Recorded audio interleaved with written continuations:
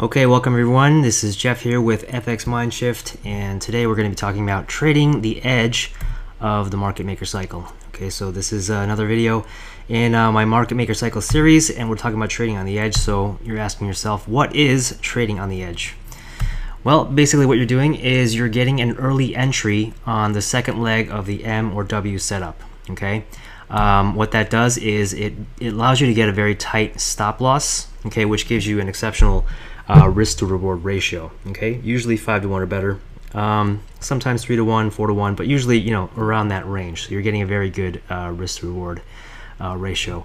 When you're entering these trades, the timing is extremely important. Okay, so you want to be looking at the London or New York session shadow box, and what that means is basically you're looking for the session changeover when the session starts, for London session or New York session. Okay, that's usually when the big move happens, and you're looking for that kind of initial move by the market maker to catch those trades. Okay, so what I want to do today is I want to show you a couple trades that I took today that I was able to catch on the edge. Okay, so we're going to look at some examples from those trades today, and the first one I'm going to show you guys is UJ.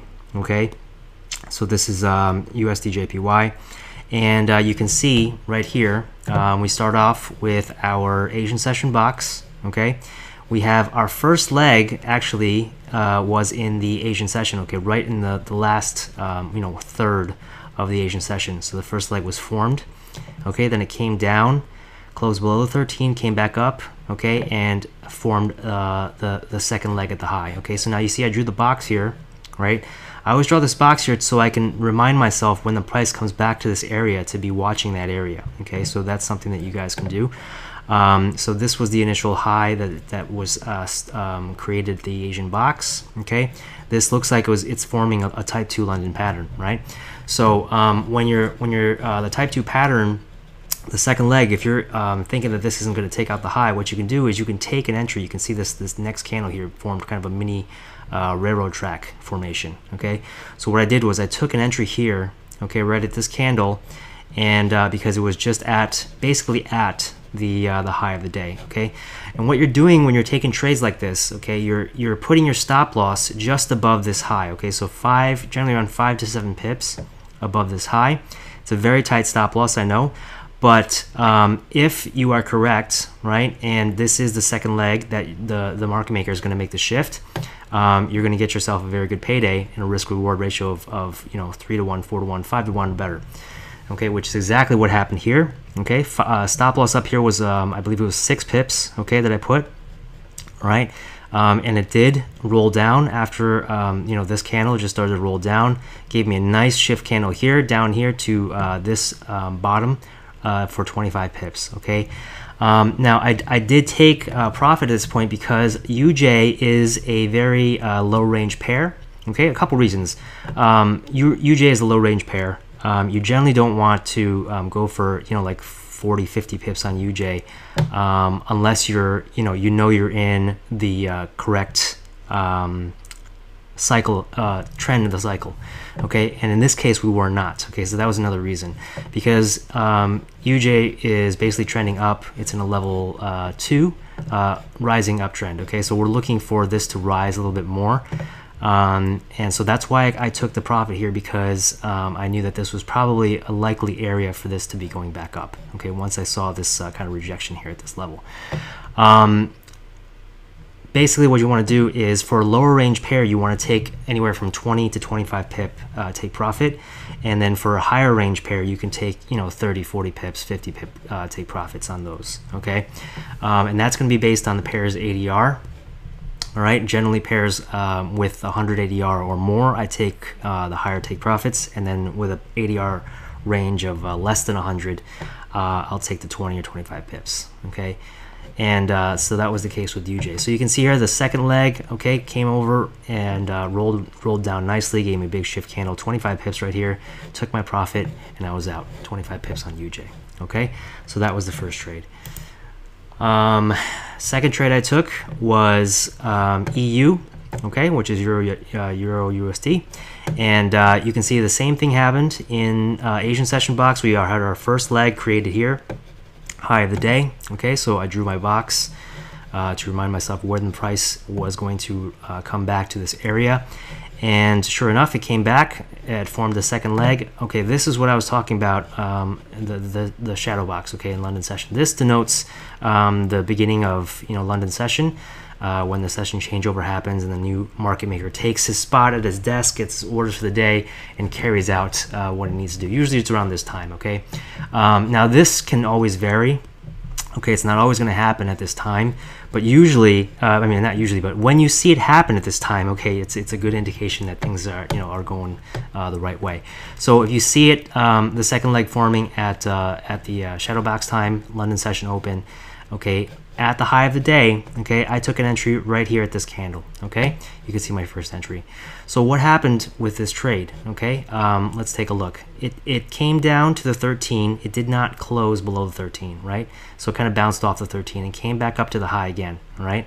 It came almost to it, but didn't, and rolled back down, all right? But then it bounced back and came back up above the 13 again, okay? And then it kind of meandered around a couple candles, kind of hung around at the high here. And then right about here, when it came up to the initial high again, to the high of day, I took another entry, okay, on this candle, okay? So what I was able to do was I was able to double up and get a second entry, and because this was a third leg, I had, a pretty good feeling about my chances on this, right? Again, your stop loss is going to go 5 to 7 pips above the high of day, okay? Very tight stop loss, because if that high of day breaks, then they're most likely gonna continue up, okay, which is what they did here. You can see right afterwards, but it did not break this high. This candle shifted down nicely, okay, down to the 50 EMA right here, and that is where I took my my take profit. Okay, so I had 2 trades on that, 30 pips each. Okay, so that was actually a 60 pip net profit trade, okay, that I took there. Generally, what you can do is you can set your take profit, like I said, at 30 pips or 20 pips, depending on the ADR range, or you can set your take profits at these EMAs as well. These are good areas of take profits. Like if you wanted to, one way to manage this 2-trade setup would be you can close 1 trade here at this 30 pips, so you at least secure 30 pips. And the other trade you can let run and see if it runs down to this 200 EMA, because that would have been another take profit. That would have been an extra 20 pips there, and you would have got 50 pips on that second trade. So you could have potentially gotten 80 pips if you got down to that level instead of 60, right? Or what you can do is just kind of set it at break even at this point, and then also see what happens. But if you did that on this trade in particular, you would have got stopped out, and then you would have only gotten 1 trade at 30 pips. So see, there's a different set of scenarios, different set of outcomes that could happen depending on how you manage your trade. Okay, one outcome, you could have gotten stopped out on this one and gotten a 30 pip take profit on the first trade, so net of 30 pips. Second scenario, which is the one I did, is I took both at 30 at the 50 EMA for 60. Or a third scenario is if you were able to get your second trade to run down here, then you potentially get 80 pips or even more, depending on how far it ran. But the first trade, you secure 30 pips, so at least you are securing some pips for the day, and you're getting paid for your time. Okay. So same reasoning along the lines of the UJ trade. Why I did not hold the trade is because of where we were in the cycle. Okay, I knew that this trade was not ready for a shift downward yet. Okay, it was just this. It was going to be a pullback in the cycle, and I knew that EU was probably going to continue up afterwards, which it did. Right. Okay, so we had 2 trades there, 30 pips each, 60 pip take profit. Okay, not a bad trade on EU. All right, next trade we're going to look at is EJ. Okay, and a lot of times what you'll find is on the Euro pairs and the Euro crosses, whatever you see a setup on Euro USD, generally you could find a setup on one of the Euro crosses as well. Okay, so that's what happened here with the EJ. Basically a mirror image, almost the same type, type 2 setup that we saw on EU. And you can see the first leg was formed here at the Asian high, okay? And then it came down, formed the second leg, came right back up to the high. You see where I drew my box, okay? Came right back up to the high. This is where I took my entry. All right, came down, bounced off the 13, almost reached but didn't quite get up there. Okay, I would have probably taken a second entry if it got up to these this level around here, but it did not. Okay, and it kind of rolled down. At this point, you can take your profit here. This red line denotes where I took my profit. Okay, so I didn't wait for it to reverse because, oh sorry, I didn't wait for it to get down to the 50 EMA, because at that point I had already gotten 40 pips, and usually I just go for 30 pips, and 40 pips is great. So only one trade on it. I was happy with 40 pips. I closed out and secured the bag. So second leg here, okay, your stop loss, like I said, goes above, 5 pips above. You can see it never came up and broke it, and it was a nice 40 pip trade. So this kind of meandered around, and same logic as EU. Okay, this is also in an upward level 2 rise in the cycle. Expecting this to probably go up another level before it actually makes its reversal back down. Okay, so also it's Friday, and the thing with Fridays is there's lots of uncertainties that can happen in Friday, and what I generally like to do is I like to be able to finish my trades by London session, and usually don't really touch anything in New York session on Fridays, because it just gets too choppy at the end, and a lot of things can happen. So I just kind of stay away from New York session on Fridays.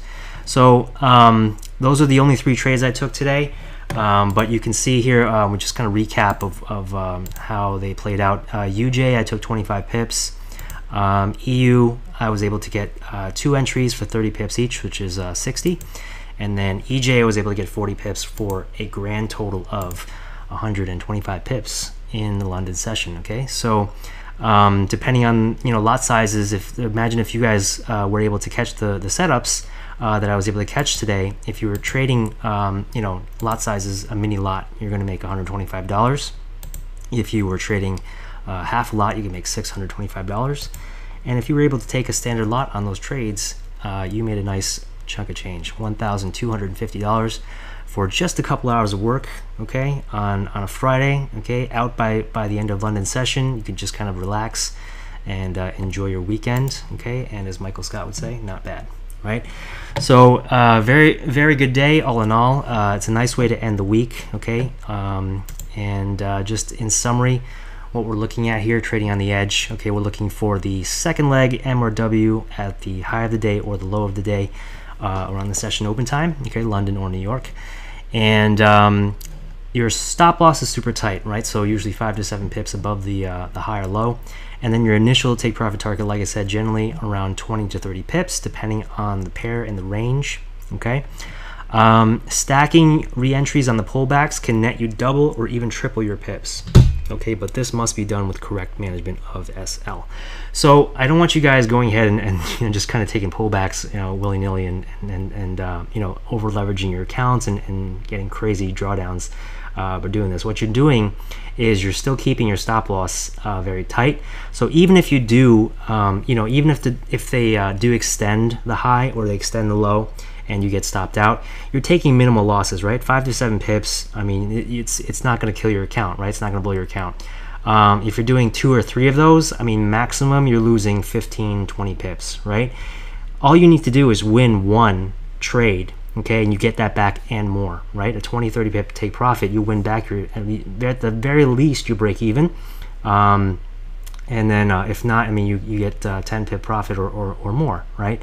So as long as you're able to catch the setups at the right times, your win ratio on these is going to be pretty high. Okay, obviously there's going to be some sessions that don't work out. Okay, but you catch enough of these and you watch the charts and get enough of these under your belt, you'll see that you can actually get some pretty high percentages and pretty good profits for the day if you can catch these edge trades. Okay, these are some of my favorite trades to take, and for a long time it took me a while to get a hang of these. So what you want to do is you want to try these on demo first. Okay, don't go and trying these on your live accounts right away out of the gate.